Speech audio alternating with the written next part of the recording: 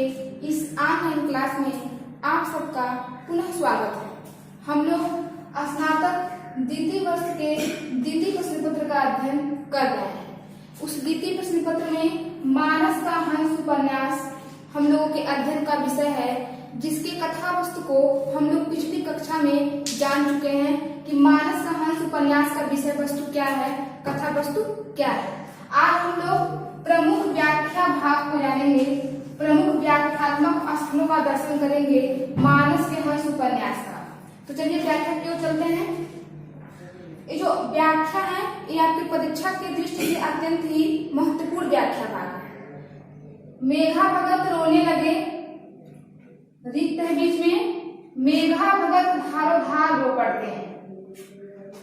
जो बीच का अवतरण जो खाली है उसको आप ध्यान से सुनिएगा कि मेघा भगत रोने लगे, कुछ थमे तो फिर कहना शुरू किया। सीता जी के थके कांपते लड़खड़ाते पैरों का करुण वर्णन, उनकी प्यास जनित व्याकुलता, उनका बार बार पूछना कि हे स्वामी अब वन कितनी दूर है, कुटी कहाँ छवाई जाएगी, इत्यादि बातों की कल्पना करके मेघा भगत धारो धार रो पड़ते हैं। जब पिछली कक्षा में भी जब कर्मभूमि उपन्यास पढ़ाया जा रहा था उसमें बताया गया था कि जब हम व्याख्या करते हैं तो व्याख्या में संदर्भ, प्रसंग, व्याख्या और विशेष, इस चार प्रक्रिया से हमें गुजरना पड़ता है, तब जाकर हमारा व्याख्या पूर्ण होता है। तो जब हम इस अवसर का व्याख्या करेंगे तो उसमें भी हमें सबसे पहले संदर्भ लिखना पड़ेगा। संदर्भ में हमको बताना पड़ेगा कि जो अवतरण है वह किस शीर्षक से लिया गया है और इसके जो लेखक है, जो रचनाकार है, जो साहित्यकार है वह कौन है। तो मेघा भगत रोने लगे, कुछ थमे तो फिर कहना शुरू किया। सीता जी के थके कांपते लड़खड़ाते पैरों का करुण वर्णन, उनकी प्यास जनित व्याकुलता, उनका बार बार यह पूछना कि हे स्वामी अब वन कितनी दूर है, कुटी कहाँ छवाई जाएगी, इत्यादि बातों की कल्पना करके मेघा भगत धारो धार रो पड़ते हैं। इस तरह से में हमारा अवतरण पूर्ण होता है। अब हम इसका प्रसंग लिखेंगे। संदर्भ में हम वही लिखेंगे कि मानस के हंस उपन्यास से लिया गया है। इसके उपन्यासकार कौन है? तो अमृतलाल नागर। अमृतलाल नागर जी मानस के हंस उपन्यास के उपन्यासकार हैं। इसको आप ध्यान में रखिएगा कि मानस का हंस उपन्यास के लेखक कौन है, तो अमृतलाल नागर। अब प्रसंग आएंगे। प्रसंग में सीता के वन गमन वर्णन का है, सीता जब वन में जा रही है उस समय का वर्णन है। और जब मेघा भगत सीता के वन गमन का वर्णन करते हैं उस समय उनकी कारुणिक स्थिति का प्रकटीकरण किया गया है कि मेघा भगत रोने लगे। लेखक कहते हैं कि मेघा भगत जब सीता जी के वन जाने का वर्णन करते हैं तो उस करुणा से, उस व्यथा से वह रोने लगते हैं और मूर्छित हो जाते हैं। जब उनकी मूर्छा टूटती है, उन्हें होश आता है, तो फिर प्रजा श्रोतागण उनसे पूछते हैं कि बताइए सीता जी जो रघुकुल की पुत्र वधू हैं, फिर वो कैसे वन के उस दुर्दिन को झेलती हैं, कैसे उसको सहन करती हैं। तब मेघा भगत कहते हैं, फिर से कहना शुरू करते हैं, सीता जी के वन जाने का वर्णन करना शुरू करते हैं। कहते हैं कि उनके थके कांपते और लड़खड़ाते पैर, प्यास से उनका व्याकुल होना और राम जी से बार बार यह पूछना कि हे स्वामी अब वन कितनी दूर है, हम कब तक वहां पहुंचेंगे और हमारी कुटिया कहाँ पे बनाई जाएगी, हम कहाँ पर रहेंगे। ऐसे सीता के कारुणिक वर्णन करते करते मेघा भगत एकदम द्रवित हो जाते हैं और धारो धार रो पड़ते हैं, अर्थात उनकी आंखों से अश्रु की धारा बहने लगती है। इस तरह से एक कारुणिक वातावरण का चित्रण किया गया है। भावानुकूल शैली है, सरल सरस मधुर भाषा है और सीता जी के वन गमन का वर्णन किया गया है। दूसरा जो व्याख्या है, बाघ और बकरी एक ही घाट पर पानी पीते थे, बीच में अवतरण रिक्त है, अपराध जनित कार्य नहीं होते। अब जो अवतरण यहाँ पे रिक्त है उसको आप सुनिएगा ध्यान से कि बाघ और बकरी एक ही घाट पर पानी पीते थे, राह में सोना उछालते चलो तो भी तुमसे कोई छीनेगा नहीं। जैसा न्याय राम जी करते हैं वैसा न्याय कोई नहीं कर सकता।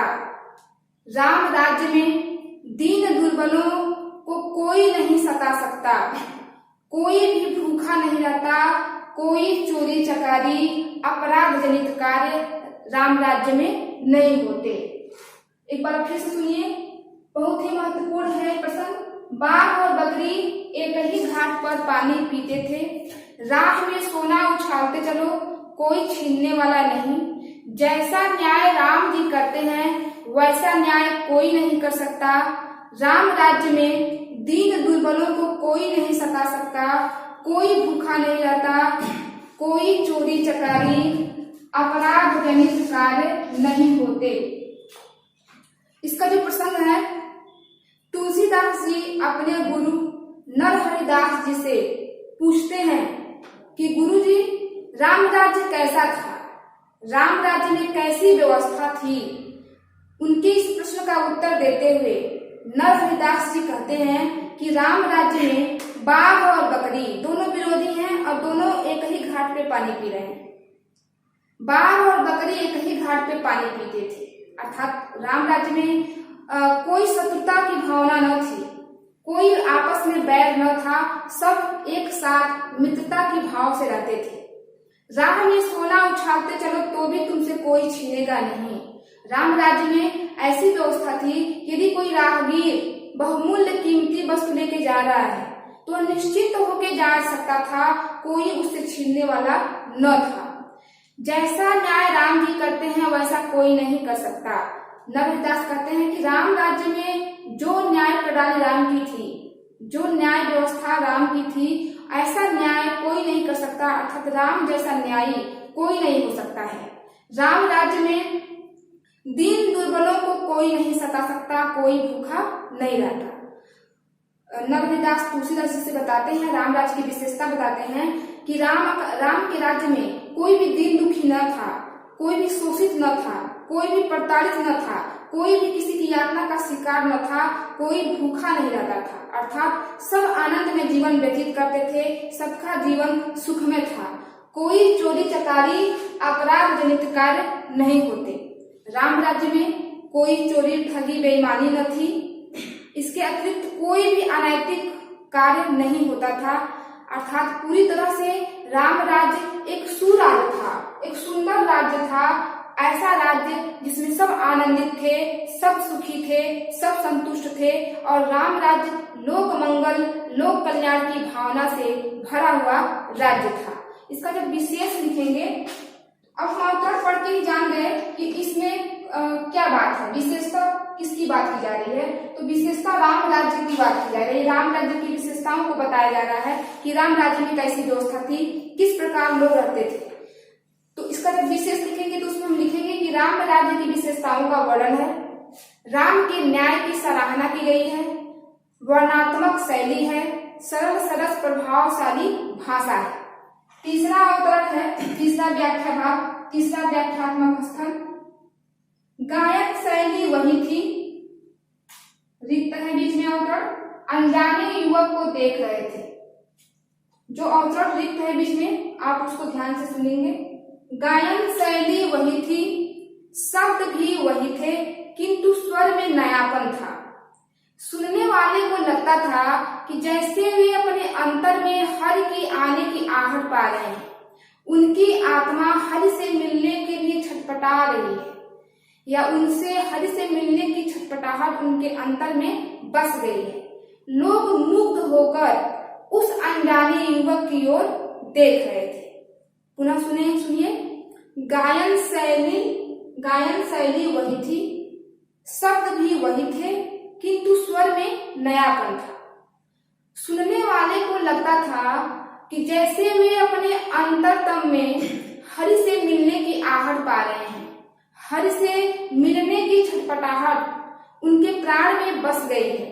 लोग मुग्ध होकर इस अनजाने युवक की ओर देख रहे थे। इसका जो प्रसंग है वो प्रसंग है कि मेघा भगत के वहां एक तरुणी गायिका मीराबाई के पदों को गाती है और जब उसका गायन समाप्त हो जाता है तो तुलसीदास जी, जब वो तरुणी गायिका अपना गायन बंद करती है तो तुलसीदास अपना गायन प्रारंभ करते हैं और जब वो गायन प्रारंभ करते हैं, गाते हैं, उसी पद को उस समय का वर्णन किया जा रहा है।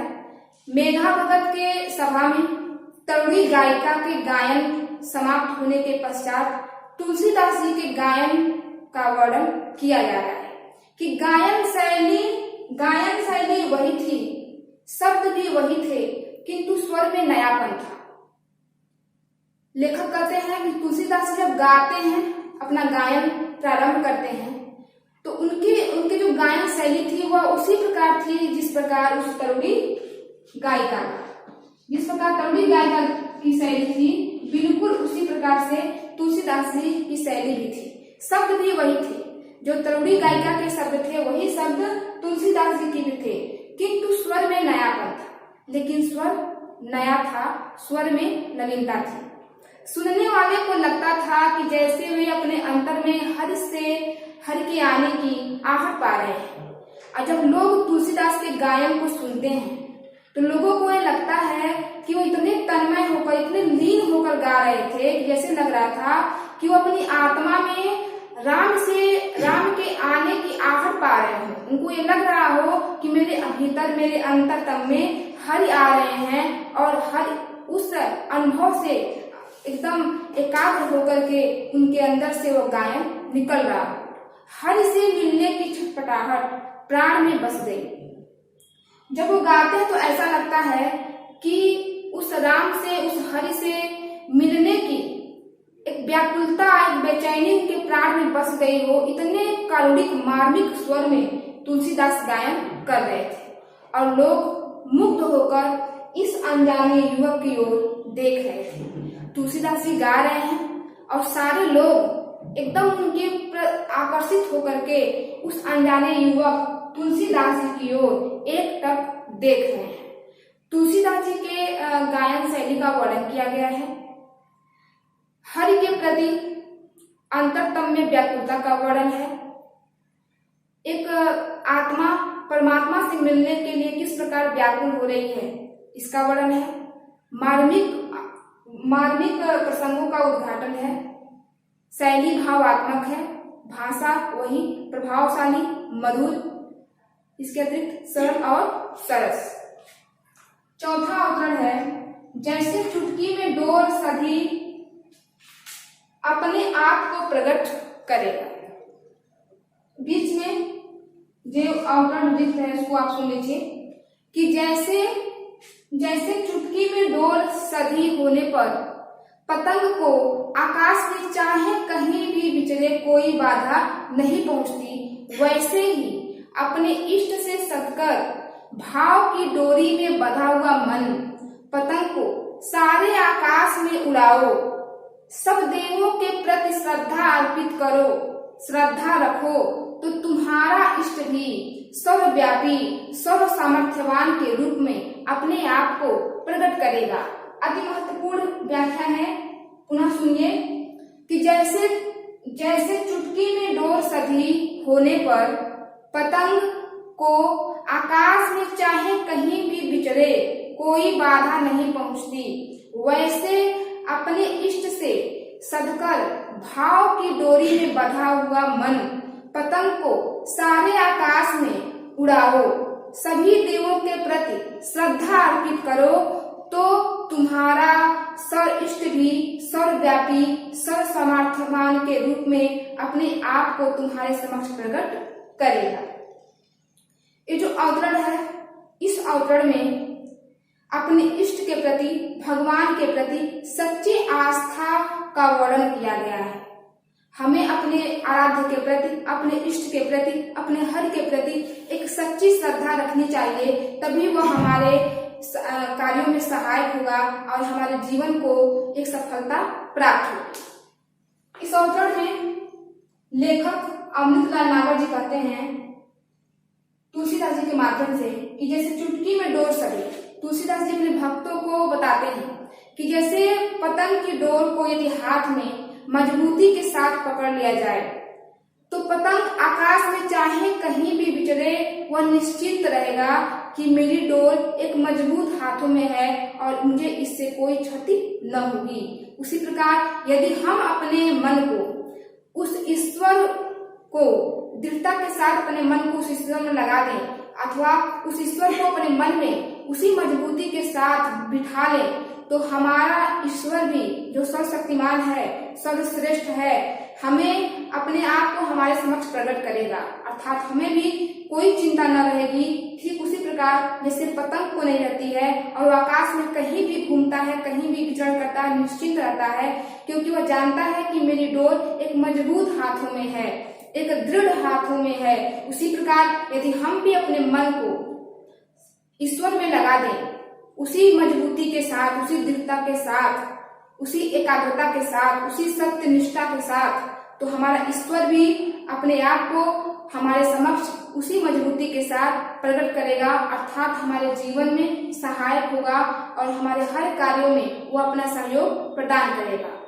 इस प्रकार मानस के हंस उपन्यास के प्रमुख व्याख्या भाग के साथ आज की कक्षा यही समाप्त होती है। अगली कक्षा में मानस के हंस उपन्यास के कुछ प्रश्नों के साथ पुनः उपस्थित होंगे। धन्यवाद।